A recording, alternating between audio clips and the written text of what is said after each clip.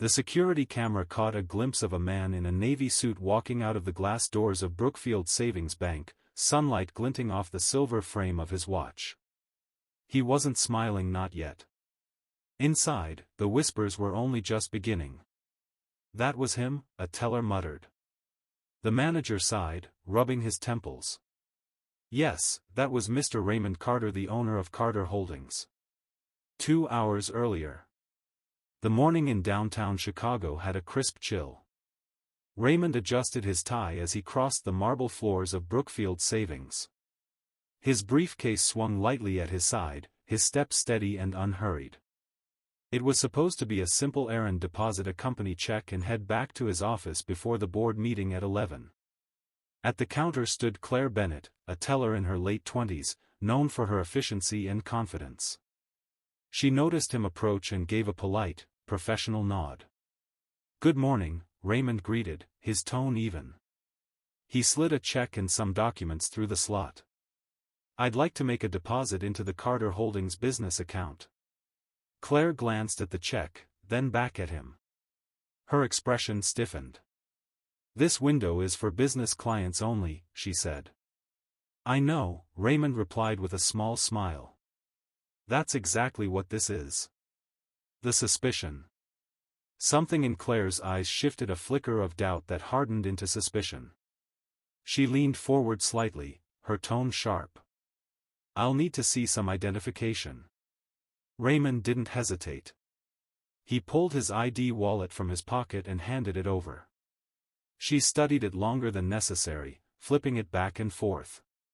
"This your real ID?" she asked. He frowned slightly. "Yes." "Is there a problem?" Claire didn't answer. She set the license aside and held the check up to the light. "And where did you get this?" "I wrote it," he said evenly. "From my company account." She scoffed, a quiet, nervous sound that didn't hide her disbelief. "And what's your position there, sir?" "I'm the founder." Interruption. Across the lobby, a guard, Eddie Morales, broad-shouldered and calm, noticed the exchange. Claire pressed a discreet button under the counter. Seconds later, a soft buzz broke the quiet hum of the bank. Eddie walked over, voice steady. "Everything all right here?" Claire gestured toward Raymond. "We might have a fraudulent check situation."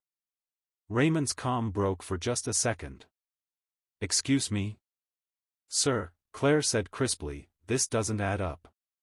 Your ID looks suspicious, and this check, well, we've seen similar ones in fraud attempts."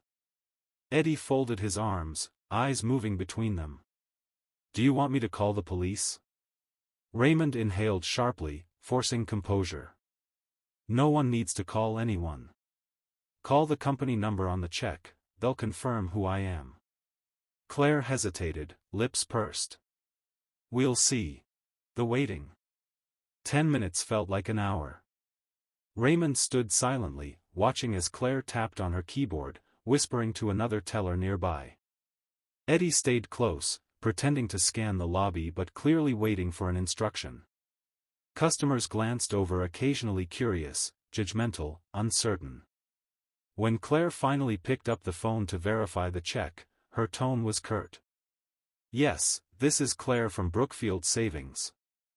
I need to verify a company check from Carter Holdings, amounting to $25,000. She waited. Tapped her nails. Rolled her eyes. Can I speak with someone in charge?" Pause. Then her posture straightened subtly at first, then completely rigid. "Oh. Mr. Carter?" "Yes. I have someone here with a check in your name."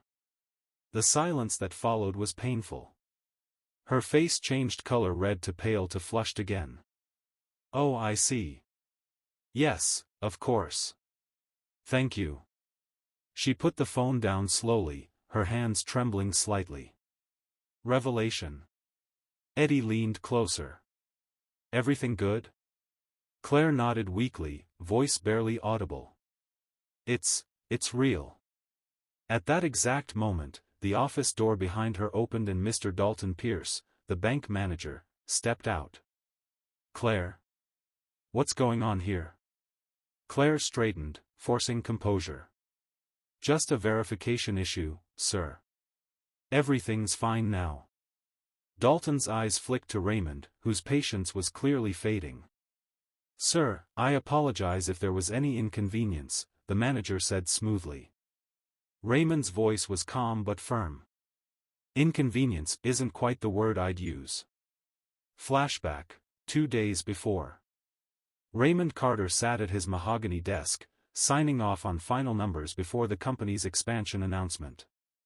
Carter Holdings had just closed a $10 million acquisition, a move that would put them among Chicago's top private firms. His assistant, Tasha, had mentioned the bank might delay the transaction due to policy updates. "Maybe drop by in person to make sure it clears smoothly," she'd suggested. He hadn't thought twice about it. After all, he'd been banking there for 10 years. Back to present, the confrontation. Greg Dalton, composed but concerned, turned to Claire.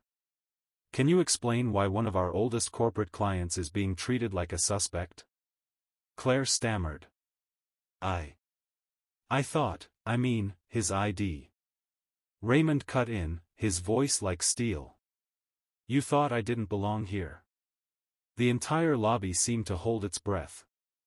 "I gave you every piece of information you asked for," he continued, "and you still treated me like a criminal." "Why?" Claire's lips parted, but no words came. Dalton's jaw tightened. "Claire, step into my office." "Sir, I was just..." Now. Reflection. As she walked away, Raymond exhaled slowly, his anger simmering beneath his calm exterior. Eddie, still standing nearby, gave him an apologetic look. "For what it's worth," he said quietly, "some of us knew something felt off. You handled that better than most would." Raymond gave a faint smile. "You shouldn't have to expect that kind of treatment anywhere, Eddie." The guard nodded. "You're right about that." Manager's apology. In the small glass office, Dalton processed the transaction personally. He handled each form carefully, his tone measured and respectful. "Mr. Carter, I sincerely apologize. This is not how we conduct business here." Raymond stayed silent for a moment before replying. "Apologies matter, but they don't fix what causes them." Dalton looked up. "What do you mean?" Raymond said, "your staff doesn't just need training on policy, they need training on perception. On how to treat people without judgment." Dalton nodded slowly. "Understood." Flashback, Claire's perspective. Earlier that morning, Claire had been under pressure. A customer had deposited a counterfeit check the previous week, and management had warned tellers to stay vigilant. She'd promised herself she'd never make that mistake again. So when Raymond handed her a $25,000 check from a company she'd never heard of, she panicked internally. He didn't look like the executives she usually saw: no driver, no assistant, no badge-laden briefcase.